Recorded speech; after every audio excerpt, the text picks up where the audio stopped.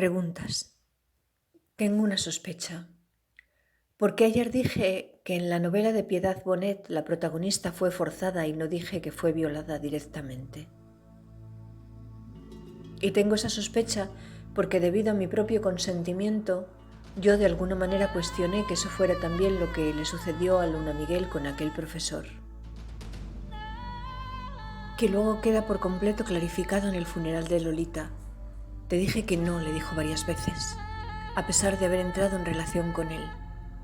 En la novela de Bonet se narra así.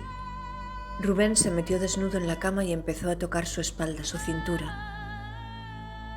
En su aliento, como una caja de naranjas destripadas, se mezclaban lo agrio y lo dulzón. Emilia no se movió.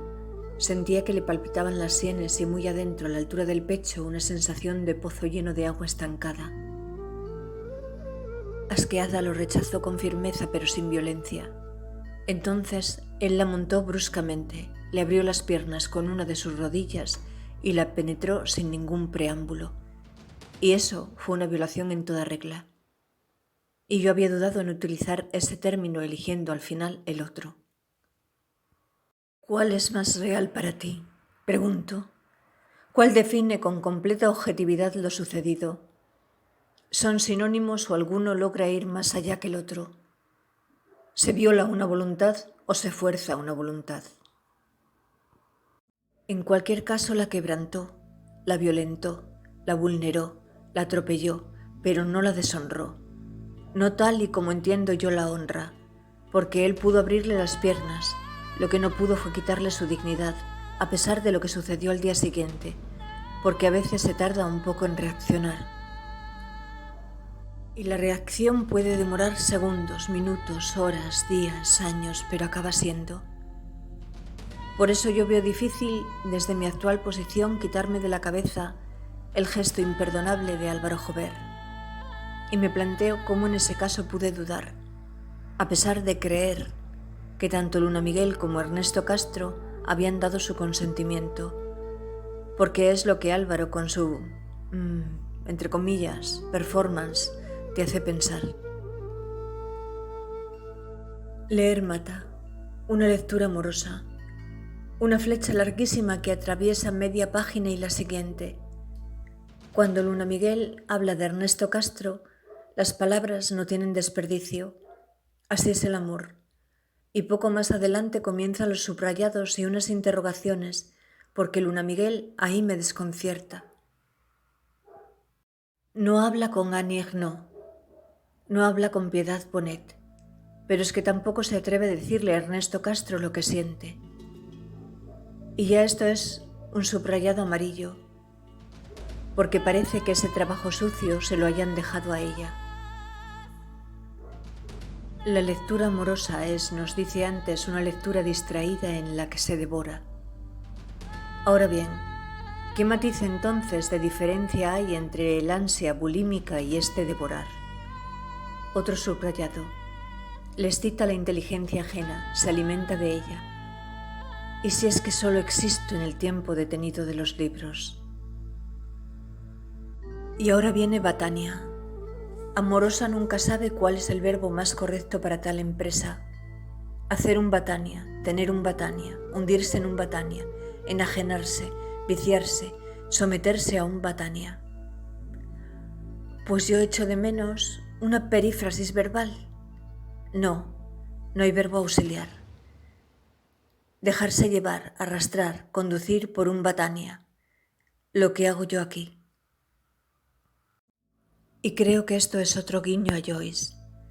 Cada vez que el artista adolescente se obsesionaba con la lectura, la imitación, la búsqueda bibliográfica intensa o la entrega incondicional a un escritor, a una corriente literaria o a una determinada obra de arte, en su familia decían que el niño ya le había dado otro Batania.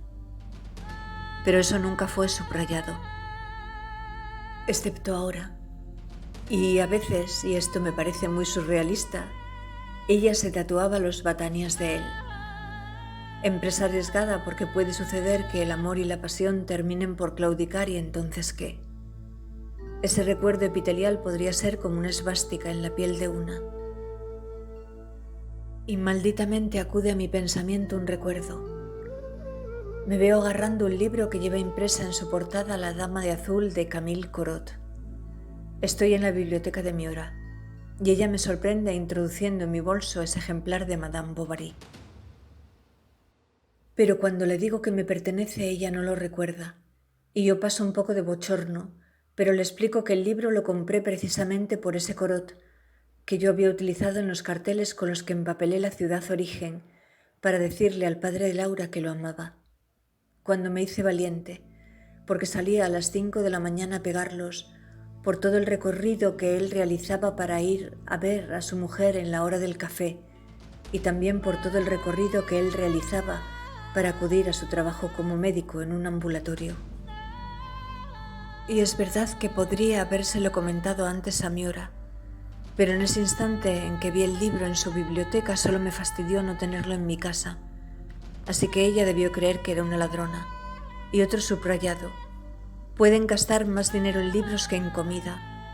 Pueden permitirse pasar todas las horas de sus días encerrados en un libro, tener 20 frentes abiertos a la vez, almacenar torres de ejemplares diversos y tambaleantes en sus mesillas de noche, porque además ambos han alcanzado el privilegio de que su economía dependa enteramente de su vicio. Drogadictos a sueldo, artistas oculares, asesinos, bibliofrénicos. ¿No es genial esta mujer y la vida que lleva esta mujer? Capítulo siguiente. Leer sobre leer. Aquí aparece sumisa, la lectora sumisa. Aunque antes dice, no tengo nombre.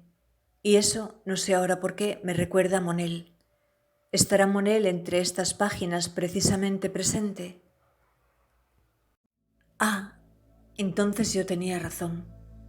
Histeria es nube negra. Y entonces, de algún modo, nube negra pugna, porque me dicta la intuición que si admite el trío es porque ella quiere rescatarla de la seducción de Ernesto Castro. Y es cuando cobra sentido la conversación que tendrán más adelante. A no ser que yo ahora esté completamente equivocada e Histeria sea Elizabeth Duval. Lo que me parece improbable de algún modo, porque ella está más pagada de sí misma, pero le escuché decir que era monógama. Nube Negra también tiene una relación con un artista, pero acostarse con las amigas cuenta. Yo con Miura lo hice en cierto sentido. Nos tiramos juntas a 2 tíos, un amo y un bodeguero, y fue la mar de divertido. Y una nueva flecha me saca de curso como a un planeta vacío. Ana Gaviria había escrito de su hija. Sus lecturas son adultas, pero ella aún es una niña.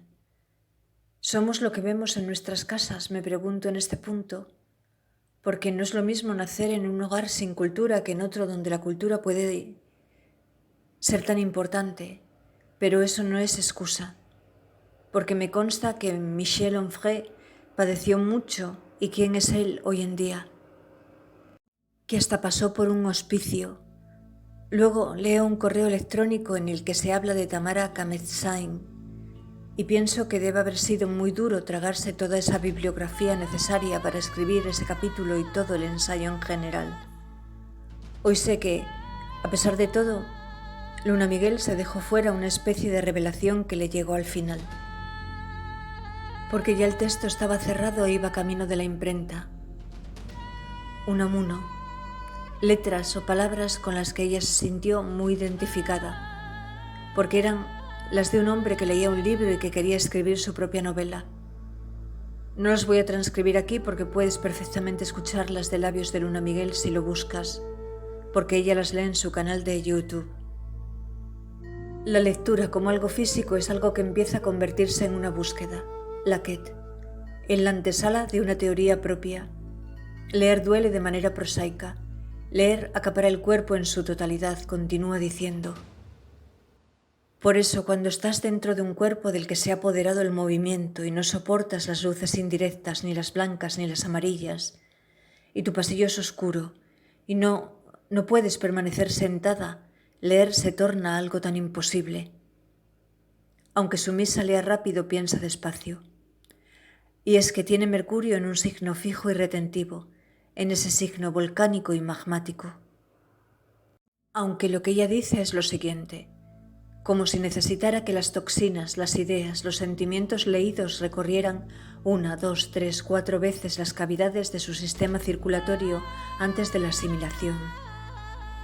¿Cuál es mi halo? Esa parte no queda muy clara, aunque la intuición trabaja a su favor. Yo no he leído La senda del perdedor, pero esas palabras entre admiraciones son toda una evidencia. Tenía 11 años. Era una niña, policía.